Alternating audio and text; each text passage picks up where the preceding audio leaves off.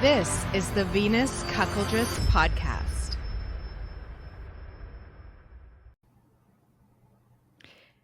Joining me on the show today, I have a returning guest. Dr. David Ley is joining me to talk about cuckolding and his book on cuckolding, Insatiable Wives, and just in time for this special Cuck Week episode. Welcome to the show, David. Hey, thanks for having me. Always great to talk. So, David Ley is a clinical psychologist, sex therapist, and author based in Albuquerque, New Mexico. I hope I said that right. You Albuquerque, got it. right? Okay. Yep. From Bugs Bunny, you should have taken a left turn in Albuquerque.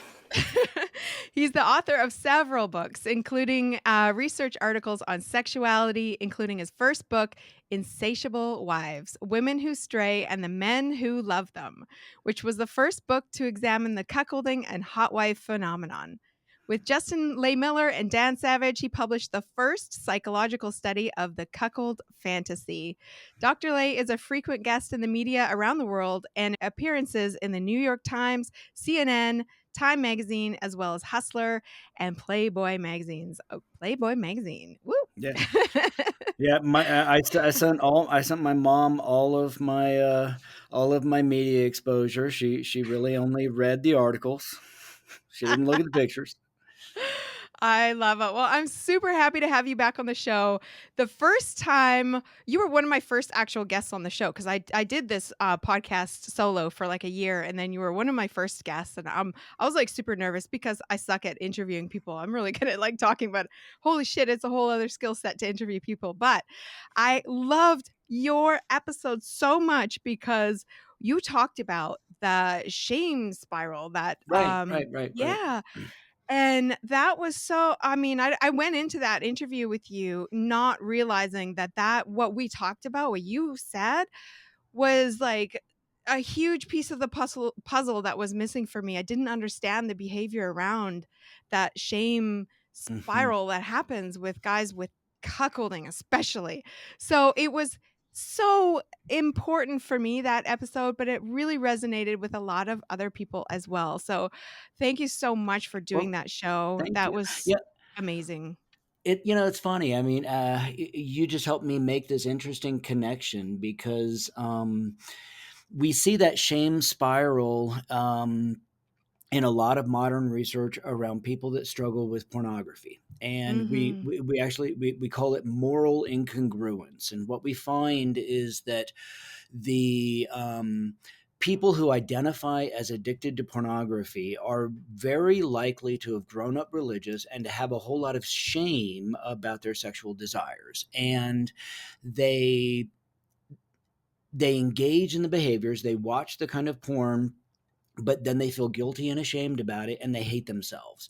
And then oftentimes the only way to make that feeling go away is to then watch the pornography again, because when they're watching the pornography, they feel better.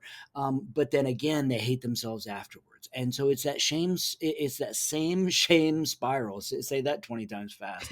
The same shame spiral playing out in a lot of men that desire cuckolding, but worry that it makes them less of a man to want Yeah. it. And it's so fascinating. It really only is around sexuality and sexuality conflict that we see that spiral playing out so clearly.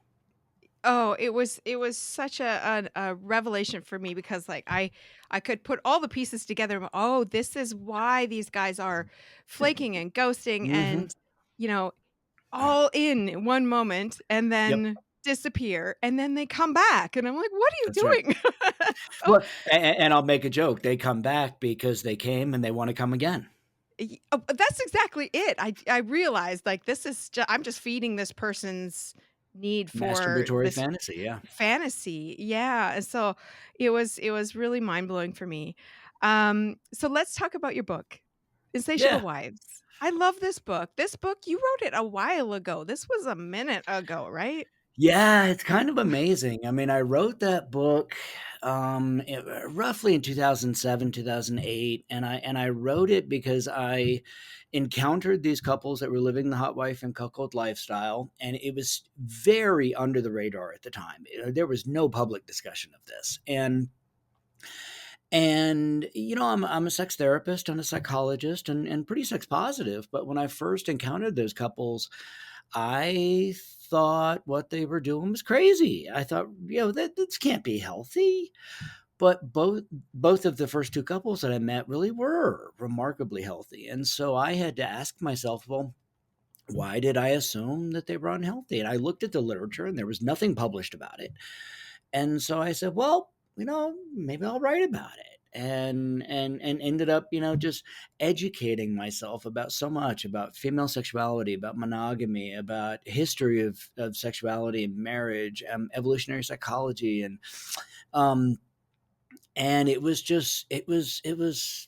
frankly a lot of goddamn fun, researching it and traveling around, and I would post ads on Craigslist at the time, because Craigslist still had personals ads back then, and that was where at the time a lot of cuckold couples were finding partners. And I'd post ads, saying, "Hey, I'm interested in interviewing you about this," and they would send me naked pictures of the wife, which was always lovely. Um, and I would say, "Thank you very much, but I'm really just interested in interviewing you." And it was a blast. And the cool thing is, that book changed my life in that now a huge part of my career is doing expert witness work and training and supervision and speaking to other professionals about sexuality and about the way in which this moral judgment has intruded in here, and that we as clinicians need to be very careful about that. And I do a lot of education, like of juries and judges, about the reality of female of sexuality, and female sexuality included, as opposed to the myths that people have. And I went on and wrote two more books, and I published pretty frequently on a lot of these issues. But all of that came out of that first book, that Insatiable Wives, changed my life. And the kind of fascinating thing is that, like you said, Venus, I mean, I wrote that book, published it in 2009, so 14 years ago, and it's still fucking relevant. Yes. It's kind of mind blowing. Yeah. It's the book on cuckolding. You've done so much work, and I can see how that would be fun work, by the way. Um, but you're so thorough, and I love the fact that it really started out with you, um, recognizing these assumptions that were being made and then challenging those assumptions. And I think that's amazing. There's probably a lot of other areas within sexuality, that we need to look at that in that way. But what you started out with, and this is something I have not touched on the show at all. There's some people out there who think that cuckolding is like a recent thing, a recent phenomenon, Mhm. but it's not. It has been around. This cuckold word, this whole thing has been around for a very long time. So, what did you learn about that when you wrote this book? Well, I had the same assumption. I thought this was, a recent phenomenon. And in some ways it is recent, in that, never before has there really been, you know public open discussion around cuckolding. Historically, cuckolding was more focused on non-consensual infidelity by the wife, and to a degree the claim that, uh, men, consensually, voluntarily wanting their wives to cuckold them is new. That's sort of true, but also not. There was a word, wittol, wittol, which in Old English, that was the name for the willing husband whose wife was cuckolding him. So, back in 1200, 1500, they already recognized that that was a thing. And the thing for me, as I dove into this and just started digging and paying attention to it and following threads, was I just found example after example, of cuckolding, back through history, in people that you and I would kind of know about but not pay attention to. So, like, um, Messalina. I wrote down some of the historical names. Messalina was the wife of a Roman emperor, and she was a hot wife, and she liked to go out at night and work in the brothels, and she worked under the name the Wolf Girl. And one time she did a contest with another sex worker of the day about how many men they could take on during the night, and she won with 25 guys. And and then like Mark Twain, one of my Mark Twain wasn't involved in cuckolding, but he had this one quote where he used as an example, um, basically how stupid men are. He said, men are so irrational that they look at, the sexual capacity of women who can, take on man after man after man and still be unsatisfied. Whereas a guy can barely satisfy one woman himself. And Twain said, men look at that dynamic and say, oh, clearly the way it was supposed to work is that it's supposed to be one woman for one man. And Twain says, this is the dumbest thing in the world. This makes no sense. And when I ran across that, I was like, oh my God, you're right. Because, the research is that, multi-orgasmic women, some of them are on record having as many as 60 orgasms in an hour. But the record of male orgasms is more around, I want to say 18 or 20 in a 24-hour period. So, and I compare it to, female sexuality as a Ferrari, and guys are kind of driving a moped. Hey guys, guess what? I have found something pretty amazing. It is a natural way for you to get better erection strength, quality, and firmness, all things I know you want. And it also gives you better performance and stamina in the bedroom. And as a bonus, it benefits your overall cardiovascular and sexual health. It's called Joymode, and I love the name. It's a sexual performance booster, and it's made with science-backed ingredients. It's like a pre-workout supplement, but for the bedroom. So whether you're amping up the heat with the wife in the bedroom or you're going for gold in a marathon session at a hotel takeover event, this supplement has to be part of your routine, part of the checklist. You can learn more and order yours at usejoymode.com. And if you enter the code Venus, you get 20% off. So that's usejoymode.com. Go ahead, get yours. Thank me later.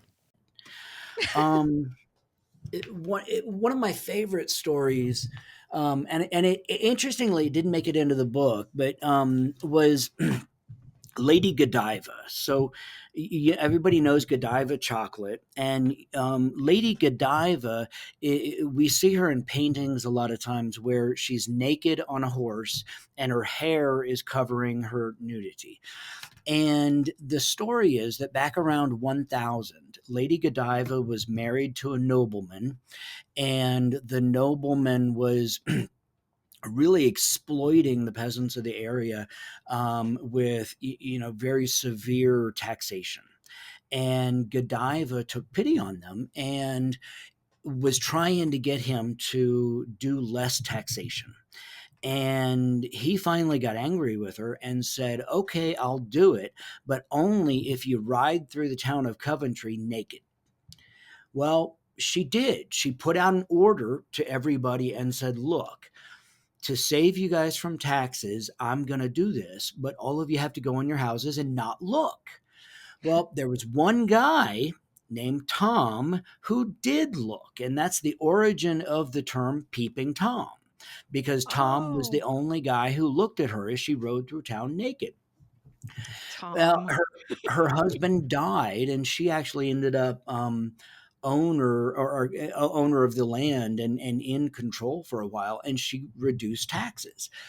So here's the interesting thing is that it turns out that the story of her riding naked is fiction, that it was made up about 100 years later by historians who wanted to minimize her historical impact because they recognized if people heard about this tax reformist that they would want lesser taxes too. So what did this historian do? He slut shamed her. He turned her into this naked slut to take away her power. Oh, wow. And when I read that one, I just thought that was so cool because it also is such an indicator of the way female sexuality gets demonized and used against women. Victoria Woodhull, though, is an interesting, different example, kind of. Victoria Woodhull in 1872 was the first woman in the United States to run for president. And she was a sex worker and she was married and not faithful to her husband, and he went along with it. And she has this amazing quote about free love. She was one of the early proponents of free love in our country and argued for freedom in sexuality. And today in Washington, D.C., there's an organization called the Victoria Woodhull Foundation that is a nonprofit that exists to defend sexual freedom rights.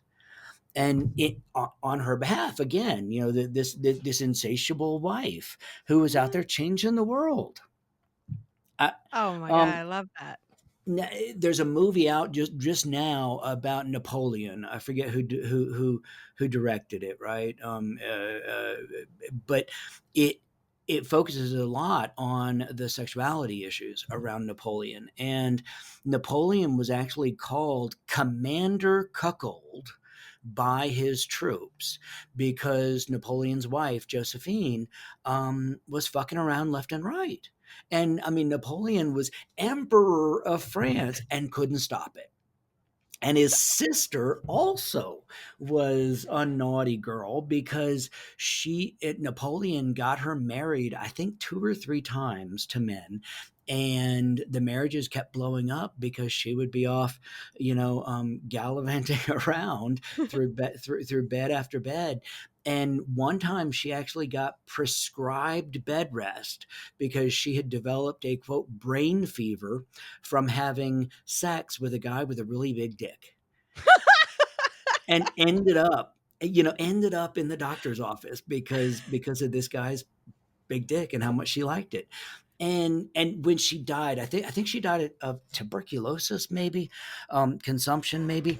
And when she died, she didn't want her body displayed at her funeral. Instead, she had posed for this really beautiful, remarkably beautiful sculpture by a sculptor named an Italian sculptor named Canova, and she's nude in it, lying in bed. She used to love to welcome visitors as she laid nude in bed or topless in bed. She just loved showing off her body. And at her funeral, she arranged that her body wouldn't be shown, but this nude sculpture of her would be displayed, in honor of her exhibitionist kind of past. And I just, stories like that, I just found it so fascinating to find this kind of secret history of, insatiable wives. Yes. And Ayn Rand, I didn't include this one in the book, but Ayn Rand, who wrote Fountainhead and is the kind of modern originator of libertarian politics. She was cuckolding her husband, and he knew, and he wasn't thrilled with it. It certainly was not apparently something that he was enthusiastic about, but she negotiated it with her husband that she was off having sex with a young lover that she took, and they just kind of had to deal with it. um, I, and it's fascinating to me how through history these wives were there. Now, I will say that most of these wives that were, that were exploring this. They were nobility, they were intelligentsia, they were artists and writers, and so those creative folk through history, they've always kind of lived by their own rules. Mhm. And it's neat that women who were living by their own rules, this was one of the ways that they explored their lives. And it's also neat today that more and more women are exploring this without having to be nobility or intelligentsia or artists, that there are normal everyday women now who are saying, hey, this is hot, I want to do this. Right? I know. I'm like, if more women only knew that this was an option, like this was available. And books like yours are helpful in letting them know, like, hey, this is actually a thing. It's been secret for so long, or Hmm. kept behind closed doors for so long, but people now are talking about it, thank goodness, because there are so many benefits to women. And I love that you talked about the sexual capacity of women. There's something written in your book, and when I came across this sentence, I was just like, "Whoa, mind blown." So, in your book, you said, without the social risks, punishments, and prohibitions towards female promiscuity, women could and would far outstrip men in their level of promiscuity and multi partner sex. I was just like, wait, what? Like, I know that, like, I've thought about that if it was safer for women, if there weren't so many Hmm. risks for women, then casual sex would be more of a thing for us. But when I read that, I was like, we have the capacity to actually, like, outstrip men in that. I was just like, Yeah. wow. That's amazing. It it is a fair argument that people have made that a significant purpose of civilization and society has been to contain female sexuality Mhm. and and to restrain it.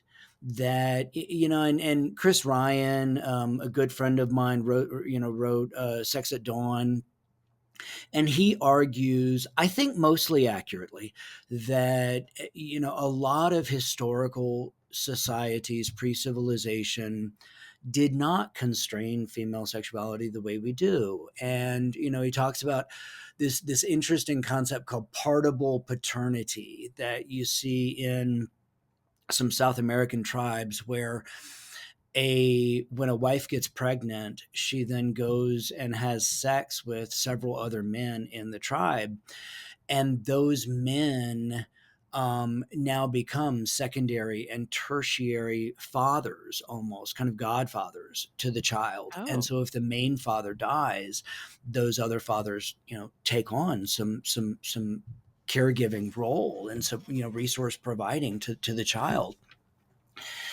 But again, like that Mark Twain quote, that somewhere, people decided that, whoa, we got to contain these women. And unfortunately, you see it still today with, a lot of evangelical, Christian and Muslim traditions that focus on containing female sexuality you know, um, to prevent female freedom, and to also be, this kind of idea that you know girls can't wear spaghetti strap dresses because seeing their bare shoulders might trigger other boys to be overcome by lust. There has always been this idea that female sexuality is so strong that society can only survive if we contain it. Yes. Um, but now I will say that one of the things that since I wrote the book, and one of the things I've paid attention to is when cuckold couples are exposed, who suffers?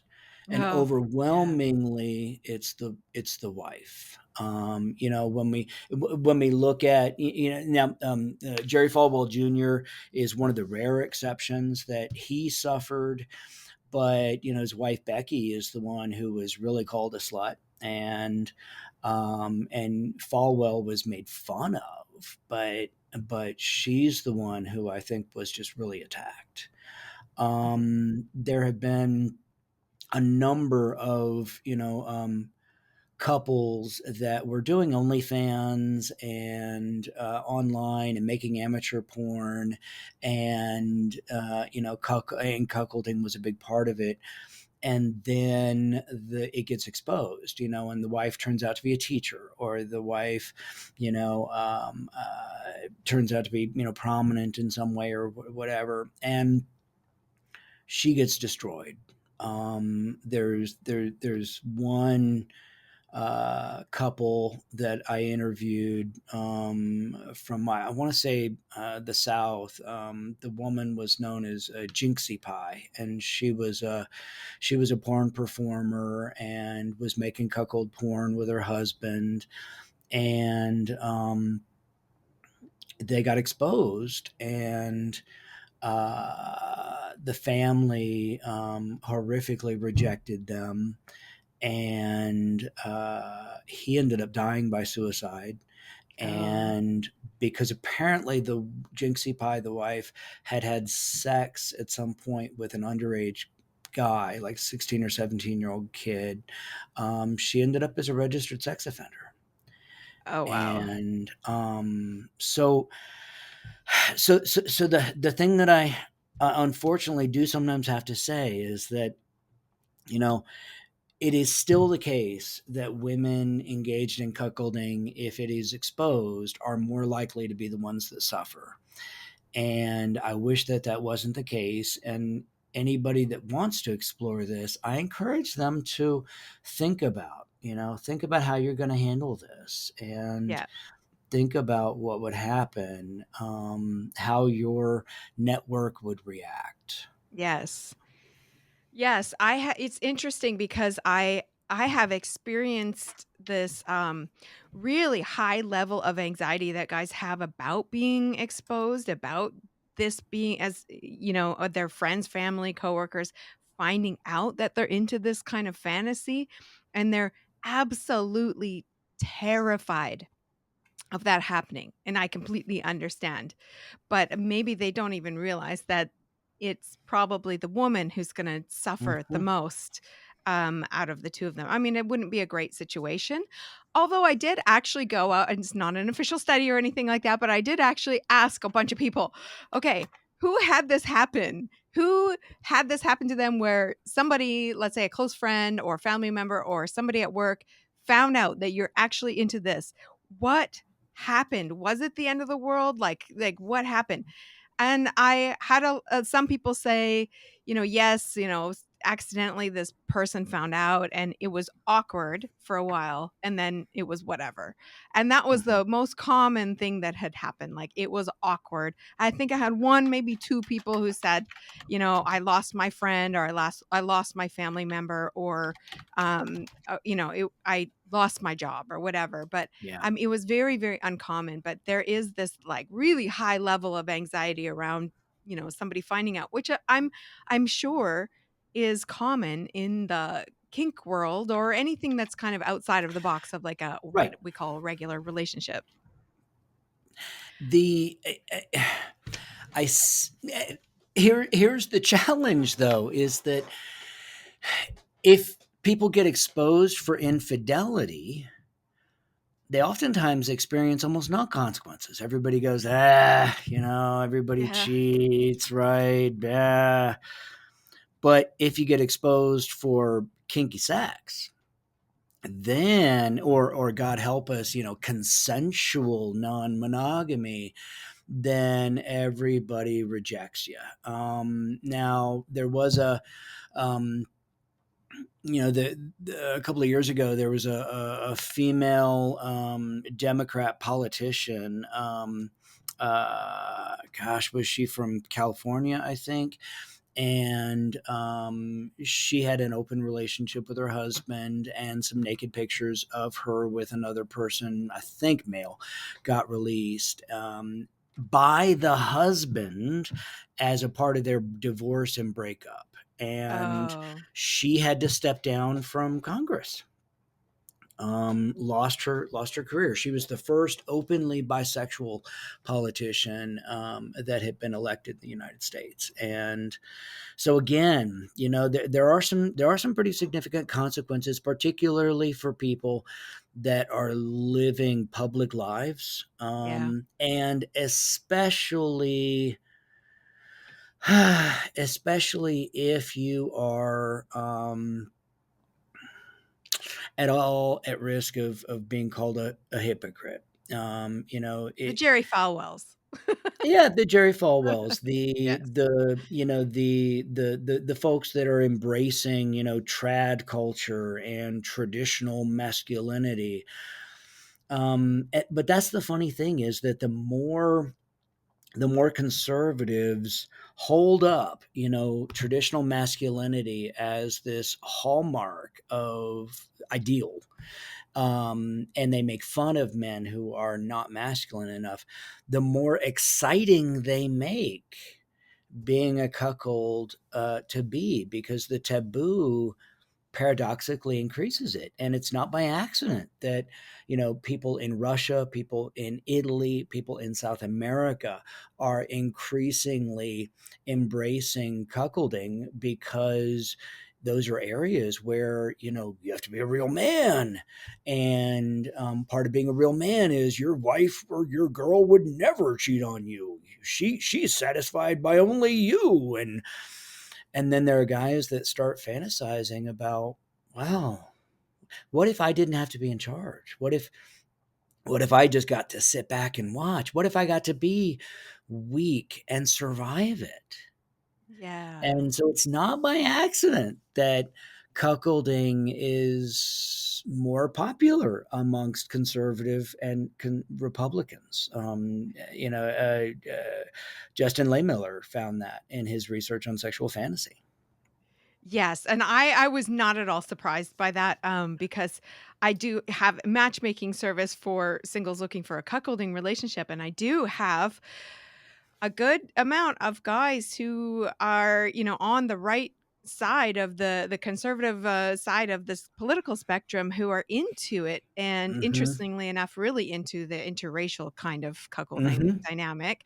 But very few, if any, women on the right conservative side of the spectrum who are into cuckolding. So, why do you think that is, Yeah. by the way? Um, I think it's feminism. Yeah. I think that, women on the right are not as embracing of, female sexual empowerment. Um, although, I mean, one of the fun things your listeners can do is, Google GOP convention cuckold porn, and there are amateur cuckold videos made during the GOP convention every year. This happens, and I am tickled by it to no end. Again, this is something that happened after I wrote the book, but Trump himself was kind of surrounded by all of these cuckolds. Uh, uh, Roger Stone, who's in the news today. Roger Stone famously was a swinger and called himself a trisexual, and that he would try anything. And the one time was posting ads looking for a muscular bodybuilder guy to have sex with his wife while Roger watched. Well, and now Roger's, all manly and proud boys, and he's interestingly gotten all religious, allegedly, which I am just thinking, buddy, I remember this. Yeah. Yep. Paul Manafort, who was I think he was the chair of Trump's first election campaign, and he's the only one who went to jail, I think, for campaign fraud. And his adult daughters' cell phones got hacked, which is gross and should never, people's privacy shouldn't get invaded. But in their text messages, one of the things they were talking about was the fact that their mom would get gangbanged by black guys while Paul watched. And it was only after watching her get gangbanged that Paul could then get it up, with kind of a sperm competition kind of theory idea.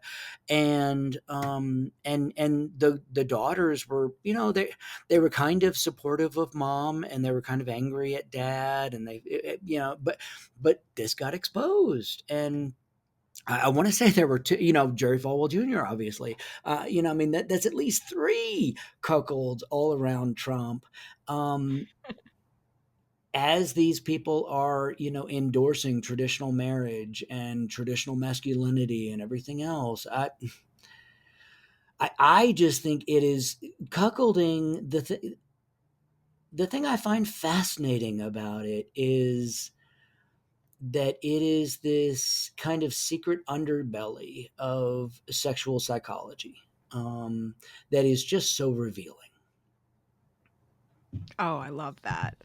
Just all It is. all the secrets. Yeah, Yeah. It wasn't there something in the book about a French president, yeah, uh, right? yeah.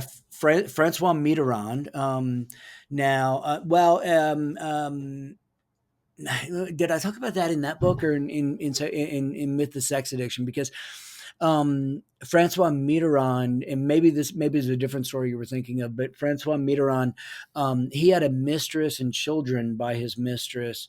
When he died, that the mistress and the wife and the other children showed up at the funeral publicly, and the whole, French, kind of nation just had to kind of go, okay, it happens. Was it cuckolding?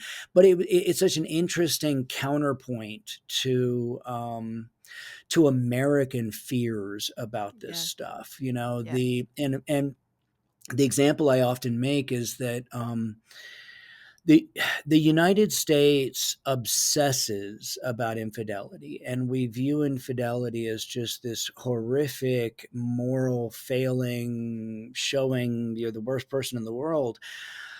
And the French are just kind of like, eh. But interestingly, rates of infidelity are higher in the United States than they are in France, because the obsession about trying to stop and control and prevent infidelity might actually increase it. Oh, really? Oh, that's Yeah. fascinating. Yeah, you talked about infidelity in the book. And I think it was you said something about 25% of women will cheat in their lifetime, and 40% of men will cheat in their marriage or something like that, in a monogamous relationship. I can't remember exactly, but I was just like, wow, that's a lot. But you were saying in the book there's probably much higher because people are Oh just yeah. not open about that kind of thing, right? And Right. then what And was really mind-blowing, David, was you talked about how many men are unknowingly raising children that are not theirs. I was like, "What?" yeah. Yeah. Well, so first, again, I'll throw in a history thing. So Martin Luther, who created Lutheranism, the religion, and obviously Martin Luther King Jr. was named after Martin Luther. Martin Luther in the 1500s, deeply religious man, and he was approached at one point and asked, "Is it more sinful for a man who cannot get his wife pregnant to allow the wife to have sex with another man so that she can get pregnant, and the husband, can now have kids and raise kids and continue his family? Is it more sinful for him to allow the wife to cheat or for him to not have kids?" And Luther actually said it was less sinful to allow the wife to have sex with another man so that the father could carry on his family. And again, cuckolding, the term cuckold comes from the cuckoo bird. The cuckoo bird is a bird that flies around and it lays its eggs in the nest of other birds, and the cuckoo egg hatches before the other birds. The cuckoo chick grows faster. It consumes the resources of these other birds. It will even push the other chicks out of the nest. And naturalists looked at that and said, that's what can potentially happen if a husband's wife cheats on him, that the husband could end up investing his resources to care for the children of other men.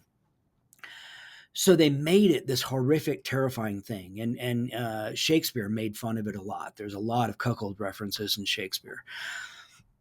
But the thing is, in modern society, first, just think about step parents.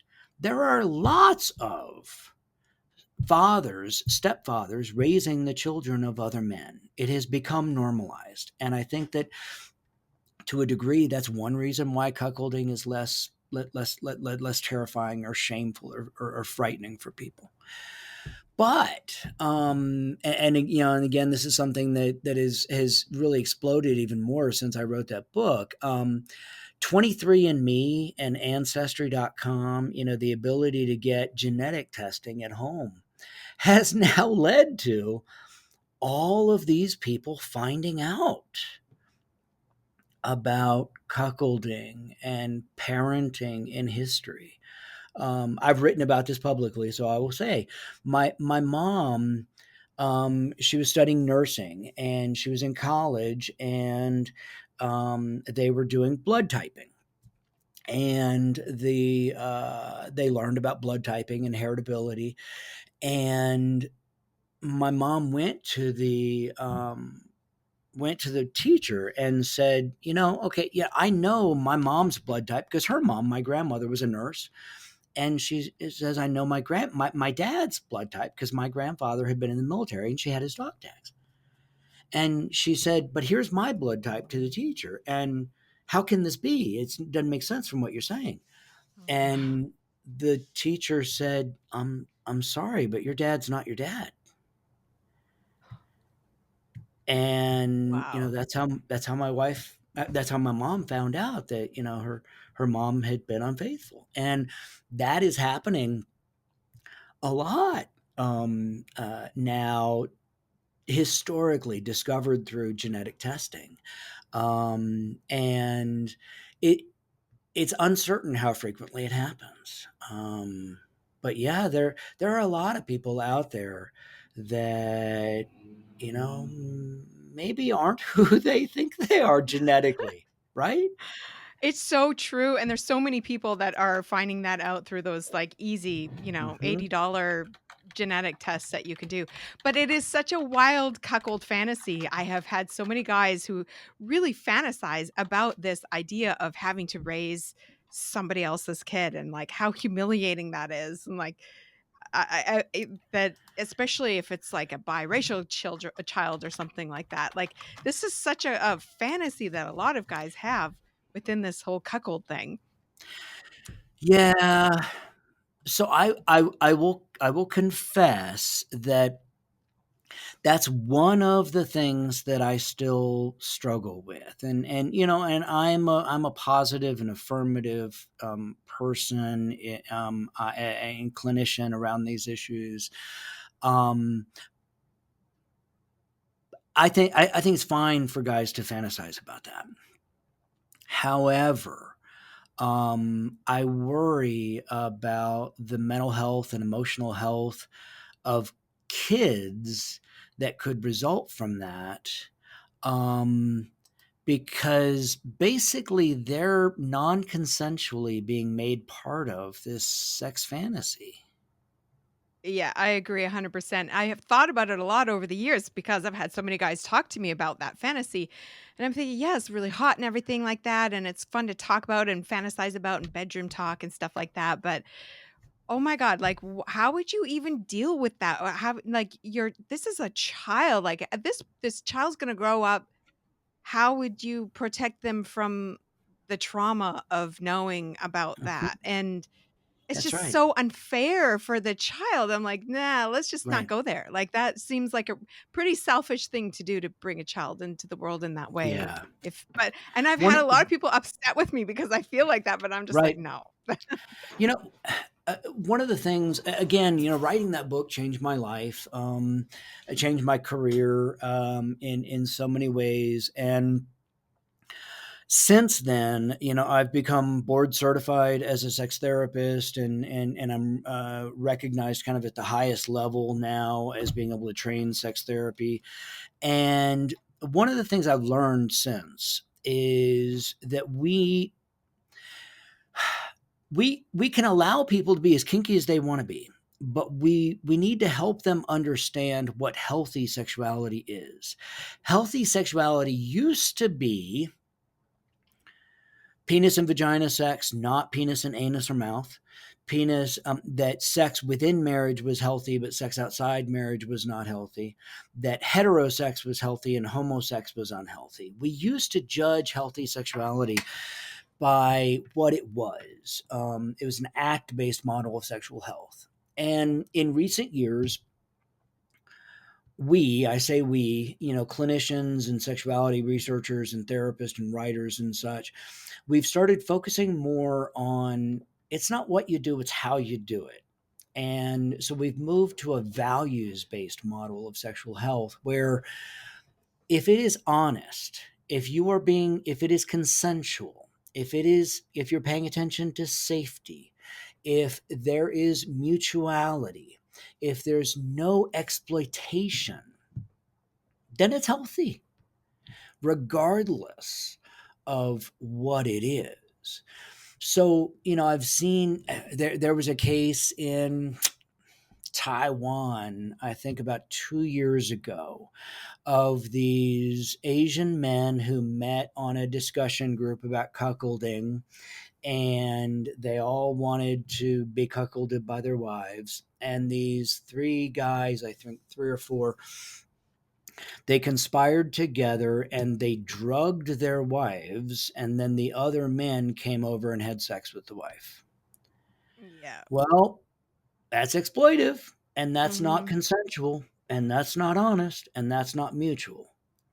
It's not the cuckolding that's unhealthy, it's the sexual assault, right? Yeah. It's the lack of consent.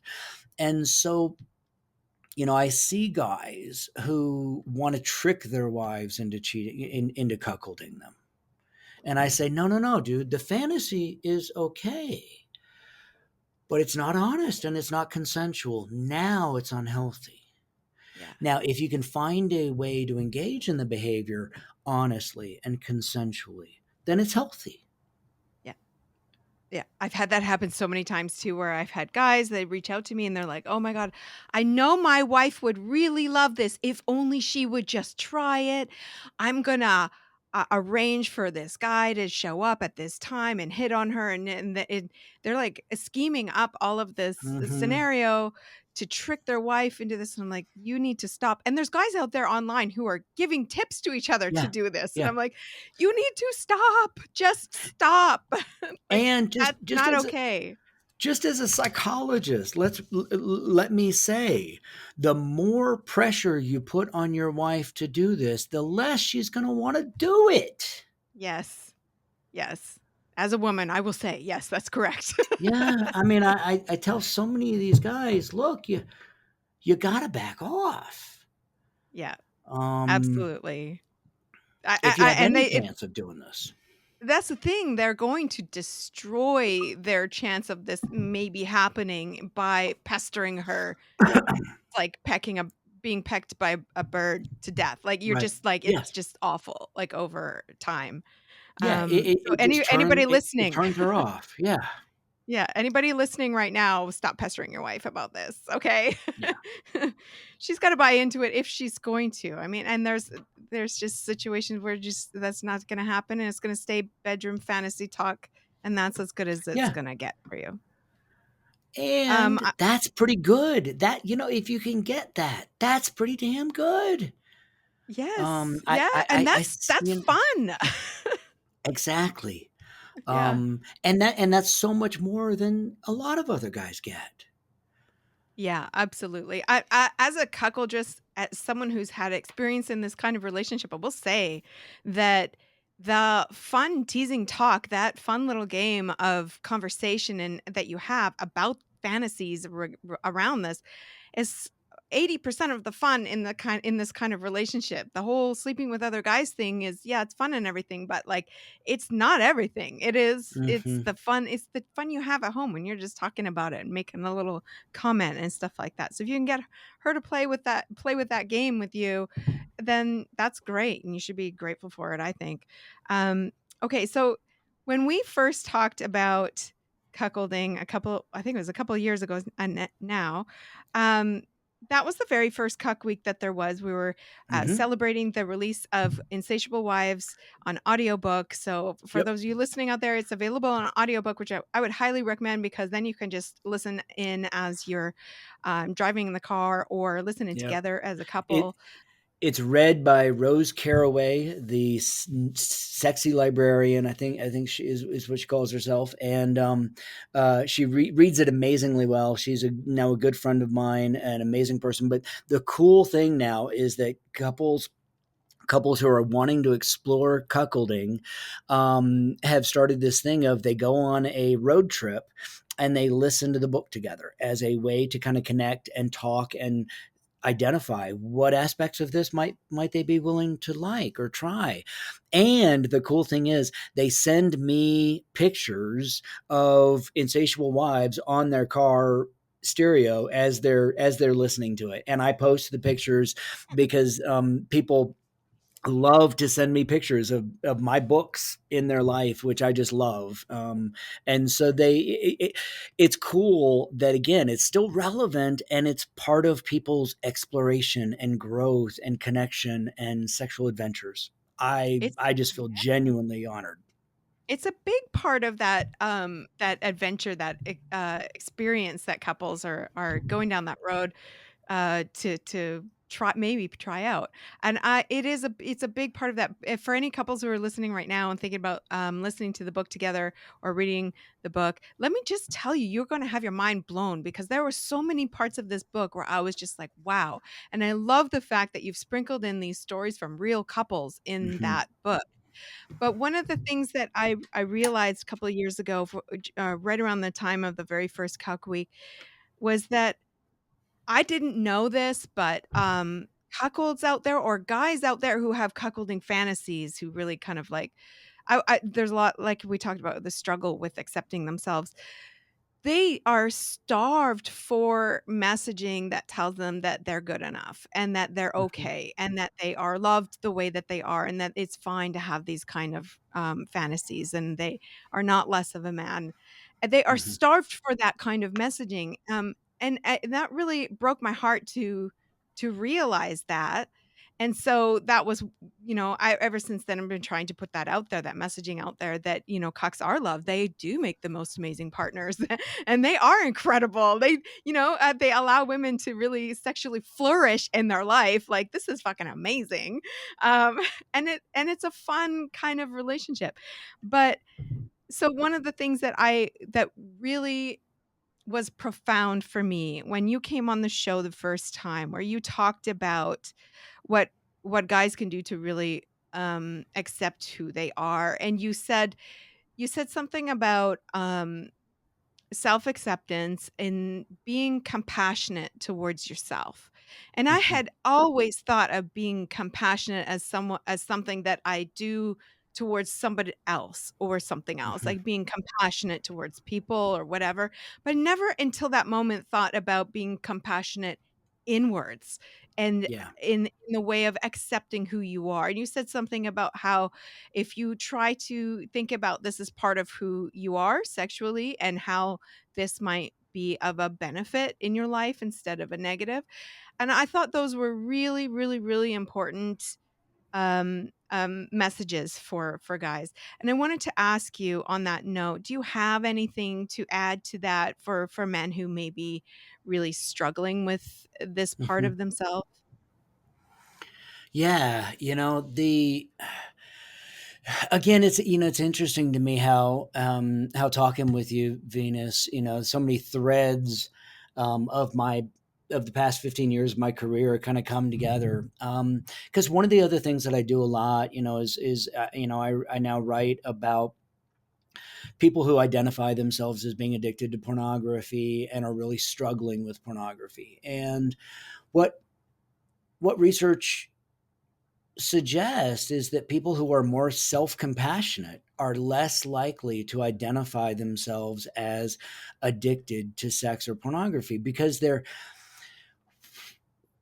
when you hate yourself for having these sexual desires, it it takes away your control. It takes away your self-control. But when we have self-compassion. So, I live in New Mexico, and teenage girls in New Mexico wear lots and lots of makeup and wear tight clothes. And I go to the mall. I hate going to the mall, but sometimes you got to go to the mall, and you see somebody from a distance and you think, "Holy shit, she's hot." And then you get closer and it's like, "Oh fuck, she's 12. I'm going to hell." Right? Well, I have compassion for myself, and I can say, "Oh, A, that's part of the culture, and B, my eyes are shot and I couldn't tell how old she was, and and that's human." Yeah. So I think, "Oh, okay, need to look away and think, be a little more careful next time checking somebody out." But I don't hate myself. But imagine those people that have, obsessive compulsive disorder, or are afraid that thinking an underage girl might be attractive makes them a pedophile and an awful person, and they hate themselves. They don't have self-compassion, and Mhm. they're going to ruminate over that and struggle with it. So what I tell folk about all these issues and about all these struggles and about that shame spiral is, let us examine your ideas of what a man is and what a sexual man is, and where you got those ideas, and are you sure those ideas and values are accurate? Is it possible that, for instance, society and churches told you that you would go blind from masturbating as a way to keep you from masturbating, even though they themselves were masturbating? Is that Yeah. possible? Oh, yeah, it turns out it is. So, should you feel so guilty about masturbating now? Maybe not. Maybe that was a lie. And if we can start undermining some of those rigid, self-critical, self-sabotaging beliefs, we can increase our self-compassion, and we can start to explore our true sexual selves. And that's an amazing thing. Yeah. Absolutely. Yes, and I if only, these guys could get there, and I've seen it. I've seen guys who have, accepted that this is who part of who they are, and they're happy as hell, and they're just living their life, and this is fucking amazing. And then there's the guys who are really, really do struggle. If only they could get there. If only knew what it was like on the other side. Just push through the really lean into it and realize, oh fuck, that there's a better place mentally to be on the other side of that. So, Absolutely. And yeah. it goes for so many things. Cuckolding is just one of them. But lots of there's this research, from Canada, Quebec, Christian Joyal, and he found that roughly 50% of the general population, given anonymity, will admit to having some sexual fantasy that we used to perceive as disturbed, whether it's exhibitionism or voyeurism or BDSM or cuckolding or so it turns out frankly that deviant sexual desires are the norm, not the abnorm. Yeah, And if we we can need that just louder for the people in the yeah, back. if we can just get that out there, then oh my god, we could stop the shame and the self-hatred. Yeah. Yeah, absolutely. Okay, before we wrap this up, where can people learn more about you, learn about all of the other books that you've written and all of that good stuff? I've got a website. I don't do a lot with it. davidlayphd.com. You can find me on Twitter, I guess, X, formerly known as Twitter. That's what we're supposed to say now, right? At Dr. Dr. David Lay. Last name is Ley. Of course, you can find my books on Amazon, including the audiobook. I'm not that difficult to reach and find, and and I respond to people sometimes if I have time. Who drop me an email or a direct message or tag me on Twitter.